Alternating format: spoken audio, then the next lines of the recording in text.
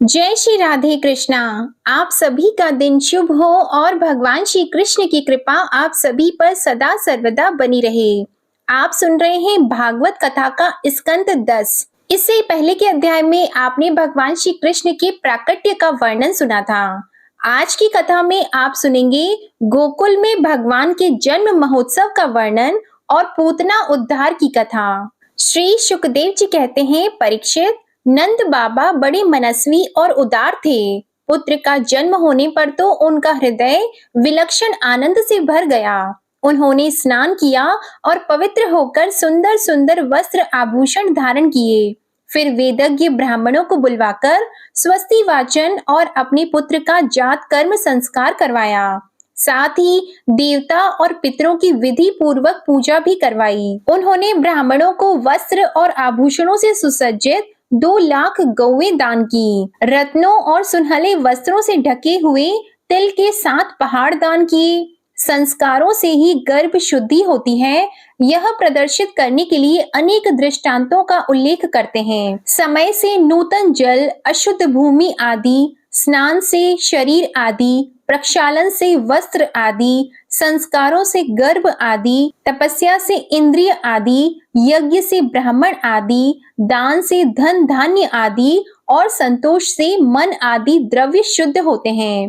परंतु आत्मा की शुद्धि तो आत्मज्ञान से ही होती है। उस समय ब्राह्मण, सूत, मागध और वंदीजन मंगलमय आशीर्वाद देने तथा स्तुति करने लगे। गायक गाने लगे, भेरी और दुंदुभियां बार बार बजने लगी। वज्र मंडल के सभी घरों के द्वार, आंगन और भीतरी भाग झाड़ बुहार दिए गए। उनमें सुगंधित जल का छिड़काव किया गया। हे परीक्षित, सभी ग्वाल बहुमूल्य वस्त्र, गहने, अंगरखे और पगड़ियों से सुसज्जित होकर और अपने हाथों में भेंट की बहुत सी सामग्रियां लेकर नंद बाबा के घर आए। यशोदा जी के पुत्र हुआ है, यह सुनकर गोपियों को भी बड़ा आनंद हुआ। उन्होंने सुंदर सुंदर वस्त्र, आभूषण और अंजन आदि से अपना श्रृंगार किया। गोपियों के मुख कमल बड़े ही सुंदर जान पड़ते थे। उन पर लगी हुई कुमकुम ऐसी लगती थी मानो कमल की केसर हो। नंद बाबा के घर जाते समय उनकी शोभा बड़ी अनूठी जान पड़ती थी। नंद बाबा के घर जाकर वे नवजात शिशु को आशीर्वाद देती, यह चिरंजीवी हो, भगवान इसकी रक्षा करो, और लोगों पर हल्दी तेल से मिला हुआ पानी छिड़क देती तथा ऊंचे स्वर से मंगल गान करती थी। भगवान श्री कृष्ण समस्त जगत के एकमात्र स्वामी हैं। उनके ऐश्वर्य, माधुर्य, वात्सल्य सभी अनंत हैं। वे जब नंद बाबा के व्रज में प्रकट हुए, उस समय उनके जन्म का महान उत्सव मनाया गया। उसमें बड़े बड़े विचित्र और मंगलमय बाजे बजाए जाने लगे। आनंद से मतवाले होकर गोपगण एक दूसरे पर दही, दूध, घी और पानी उड़ेलने लगे।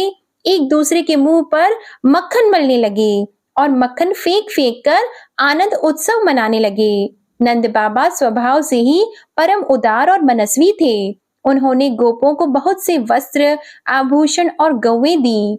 सूत, मागध, वंदीजनों, नृत्य, वाद्य आदि विद्याओं से अपना जीवन निर्वाह करने वालों तथा दूसरे गुणी जनों को भी नंद बाबा ने प्रसन्नता पूर्वक उनकी मुंह मांगी वस्तुएं देकर उनका यथोचित सत्कार किया। यह सब करने में उनका उद्देश्य यही था कि इन कर्मों से भगवान विष्णु प्रसन्न हो और मेरे इस नवजात शिशु का मंगल हो। नंद बाबा के अभिनंदन करने पर परम सौभाग्यवती रोहिणी जी दिव्य वस्त्र, माला और गले के भांति भांति के गहनों से सुसज्जित होकर गृह स्वामिनी की भांति आने जाने वाली स्त्रियों का सत्कार करती हुई विचर रही थी। हे परीक्षित, उसी दिन से नंद बाबा के व्रज में सब प्रकार की रिद्धि सिद्धियां, अटखेलियां करने लगी और भगवान श्री कृष्ण के निवास तथा अपने स्वाभाविक गुणों के कारण वह लक्ष्मी जी का क्रीड़ा स्थल बन गया। परीक्षित, कुछ दिनों के बाद नंद बाबा ने गोकुल की रक्षा का भार तो दूसरे गोपों को सौंप दिया और वे स्वयं कंस का वार्षिक कर चुकाने के लिए मथुरा चले गए। जब वसुदेव जी को यह मालूम हुआ कि हमारे भाई नंद जी मथुरा में आए हैं और राजा कंस को उसका कर भी दे चुके हैं, तब वे जहाँ नंद बाबा ठहरे हुए थे वहां गए। वसुदेव जी को देखते ही नंद जी सहसा उठकर खड़े हो गए, मानो मृतक शरीर में प्राण आ गया हो। उन्होंने बड़े प्रेम से अपने प्रियतम वसुदेव जी को दोनों हाथों से पकड़कर हृदय से लगा लिया। नंद बाबा उस समय प्रेम से विह्वल हो रहे थे। परीक्षित, नंद बाबा ने वसुदेव जी का बड़ा स्वागत सत्कार किया। वे आदर पूर्वक आराम से बैठ गए। उस समय उनका चित्त अपने पुत्रों में लग रहा था। वे नंद बाबा से कुशल मंगल पूछकर कहने लगे। वसुदेव जी ने कहा, भाई, तुम्हारी अवस्था ढल चली थी और अब तक तुम्हें कोई संतान नहीं हुई थी। यहाँ तक कि अब तुम्हें संतान की कोई आशा भी न थी। यह बड़े सौभाग्य की बात है कि अब तुम्हें संतान प्राप्त हो गई। यह भी बड़े आनंद का विषय है कि आज हम लोगों का मिलना हो गया। अपने प्रेमियों का मिलना भी बड़ा दुर्लभ है। इस संसार का चक्र ही ऐसा है। इसे तो एक प्रकार का पुनर्जन्म ही समझना चाहिए। जैसे नदी के प्रबल प्रवाह में बहते हुए बेड़े और तिनके सदा एक साथ नहीं रह सकते, वैसे ही सगे संबंधी और प्रेमियों का भी एक स्थान पर रहना संभव नहीं है, यद्यपि वह सबको प्रिय लगता है, क्योंकि सबके प्रारब्ध कर्म अलग अलग होते हैं। आजकल तुम जिस महावन में अपने भाई बंधु और स्वजनों के साथ रहते हो, उसमें जल, घास और लता पात्र आदि तो भरे पूरे हैं ना। वह वन पशुओं के लिए अनुकूल और सब प्रकार के रोगों से तो बचा है। भाई, मेरा लड़का अपनी माँ रोहिणी के साथ तुम्हारे व्रज में रहता है। उसका लालन पालन तुम और यशोदा करते हो, इसलिए वह तो तुम्ही को अपने पिता माता मानता होगा। वह अच्छी तरह है ना। मनुष्य के लिए वे ही धर्म, अर्थ और काम शास्त्र विहित हैं, जिनसे उसके स्वजनों को सुख मिले। जिनसे केवल अपने को ही सुख मिलता है, किंतु अपने स्वजनों को दुख मिलता है, वे धर्म, अर्थ और काम हितकारी नहीं होते। नंद बाबा ने कहा, भाई वसुदेव, कंस ने देवकी के गर्भ से उत्पन्न तुम्हारे कई पुत्र मार डाले। अंत में एक सबसे छोटी कन्या बच रही थी, वह भी स्वर्ग से धार गई। इसमें संदेह नहीं कि प्राणियों का सुख दुख भाग्य पर ही अवलंबित है। भाग्य ही प्राणी का एकमात्र आश्रय है। जो जान लेता है कि जीवन के सुख दुख का कारण भाग्य ही है, वह उनके प्राप्त होने पर मोहित नहीं होता। श्री सुखदेव जी कहते हैं, परीक्षित, नंद बाबा जब मथुरा से चले तब रास्ते में विचार करने लगे कि वसुदेव जी का कथन झूठा नहीं हो सकता। इससे उनके मन में उत्पात होने की आशंका हो गई।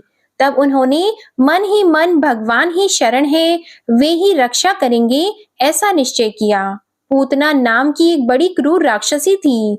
उसका एक ही काम था बच्चों को मारना। कंस की आज्ञा से वह नगर, गांव और अहीरों की बस्तियों में बच्चों को मारने के लिए घूमा करती थी। जहां के लोग अपने प्रतिदिन के कामों में राक्षसों के भय को दूर भगाने वाले भक्त वत्सल भगवान के नाम, गुण और लीलाओं का श्रवण, कीर्तन और स्मरण नहीं करते, वहीं ऐसी राक्षसियों का बल चलता है। वह पूतना आकाश मार्ग से चल सकती थी और अपनी इच्छा के अनुसार रूप भी बना लेती थी। एक दिन नंद बाबा के गोकुल के पास आकर उसने माया से अपने को ही एक सुंदरी युवती बना लिया और गोकुल के भीतर घुस गई। उसने बड़ा सुंदर रूप बनाया था। उसकी चोटियों में बेले के फूल गुथे हुए थे, सुंदर वस्त्र पहने हुए थी। जब उसके कर्ण फूल हिलते थे, तब उनकी चमक से मुख की ओर लटकी हुई अलकें और भी शोभायमान हो जाती थीं।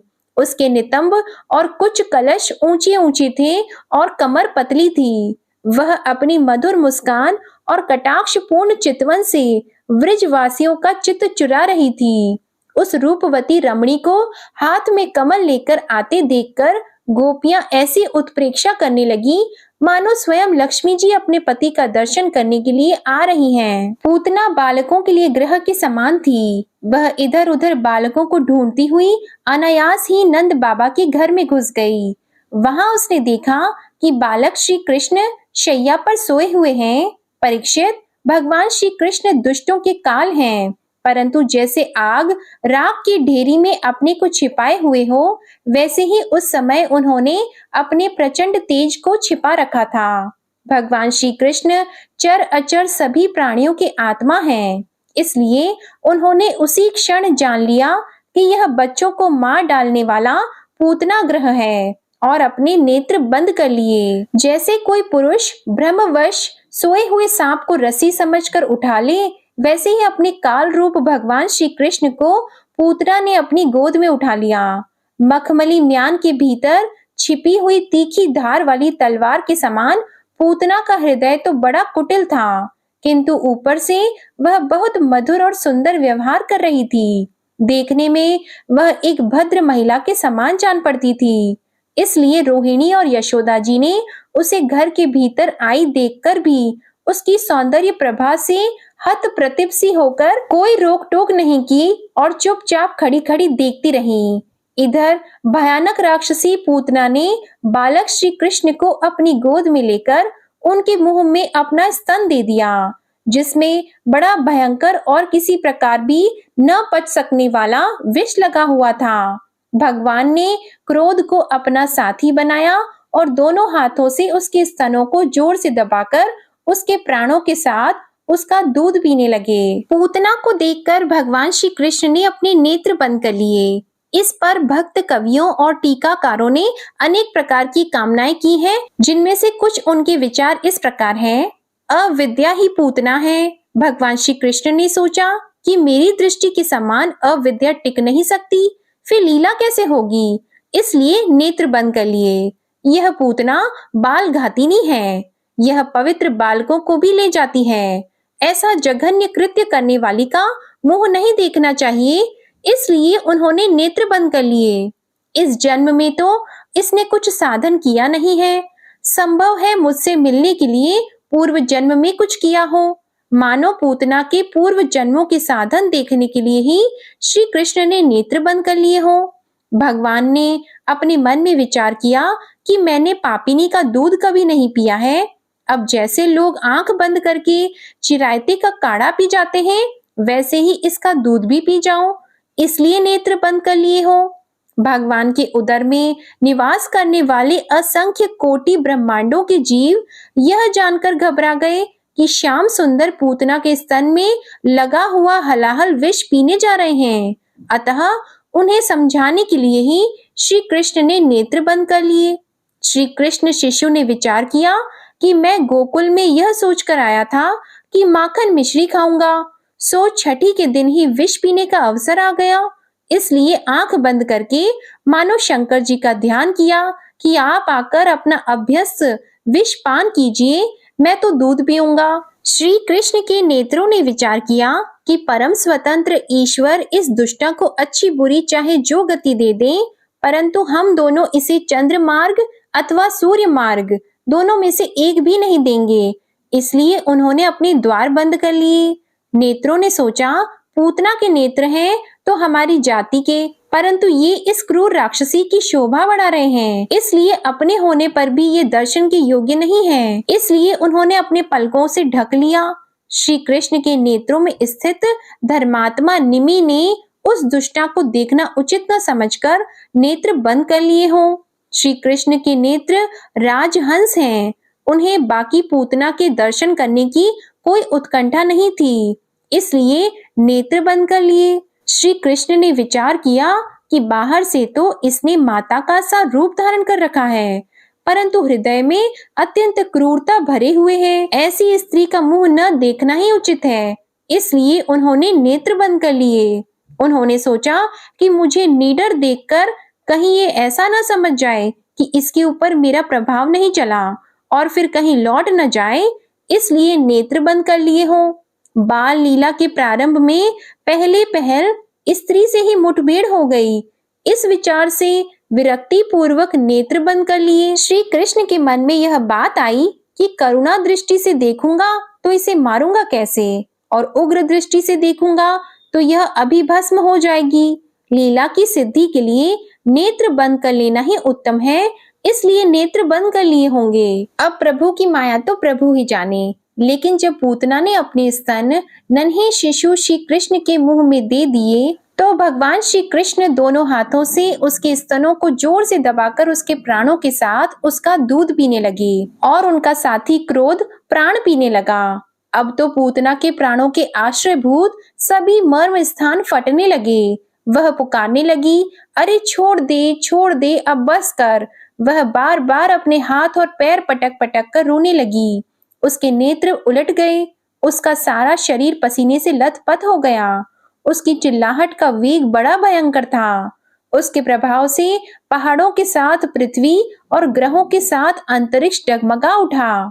सातों पाताल और दिशाएं गूंज उठी। बहुत से लोग वज्रपात की आशंका से पृथ्वी पर गिर पड़े। परीक्षित, इस प्रकार निशाचरी पूतना के स्तनों में इतनी पीड़ा हुई कि वह अपने को छिपा न सकी। राक्षसी रूप में प्रकट हो गई। उसके शरीर से प्राण निकल गए, मुंह फट गया, बाल बिखर गए और हाथ पांव फैल गए। जैसे इंद्र के वज्र से घायल होकर वृतासुर गिर पड़ा था, वैसे ही वह बाहर गोष्ठ में आकर गिर पड़ी। राजेंद्र, पूतना के शरीर ने गिरते गिरते भी 6 कोस के भीतर के वृक्षों को कुचल डाला। यह बड़ी ही अद्भुत घटना हुई। पूतना का शरीर बड़ा भयानक था। उसका मुंह हल के समान तीखी और भयंकर दाढ़ों से युक्त था। उसके नथुने पहाड़ की गुफा के समान गहरे थे। लाल लाल बाल चारों ओर बिखरे हुए थे। आंखें अंधे कुएं के समान गहरी नितंब नदी के करार की तरह भयंकर। भुजाएं, जांघें और पैर नदी के पुल के समान तथा पेट सूखे हुए सरोवर की भांति जान पड़ता था। पूतना के उस शरीर को देखकर सब के सब ग्वाल और गोपी डर गए। उसकी भयंकर चिल्लाहट सुनकर उनके हृदय, कान और सिर तो पहले ही फट से रहे थे। जब गोपियों ने देखा कि बालक श्री कृष्ण उसकी छाती पर निर्भय होकर खेल रहे हैं, तब वे बड़ी घबराहट और उतावली के साथ झटपट वहां पहुंच गईं तथा श्री कृष्ण को उठा लिया। इसके बाद यशोदा और रोहिणी के साथ गोपियों ने गाय की पूंछ घुमाने आदि उपायों से बालक श्री कृष्ण के अंगों की सब प्रकार से रक्षा की। उन्होंने पहले बालक श्री कृष्ण को गोमूत्र से स्नान कराया, फिर सब अंगों में गोरज लगाई और फिर 12 अंगों में गोबर लगाकर भगवान के केशव आदि नामों से रक्षा की। इसके बाद गोपियों ने आचमन करके अज आदि 11 बीज मंत्रों से अपने शरीरों में अलग अलग अंग न्यास और कर न्यास किया और फिर बालक के अंगों में बीज न्यास किया। वे कहने लगी, अजन्मा भगवान तेरे पैरों की रक्षा करें, मणिमान घुटनों की, यज्ञ पुरुष जांघों की, अच्युत कमर की, हयग्रीव पेट की, केशव हृदय की, ईश वक्ष स्थल की, सूर्य कंठ की, विष्णु बाहों की, उरुक्रम मुख की और ईश्वर सिर की रक्षा करें।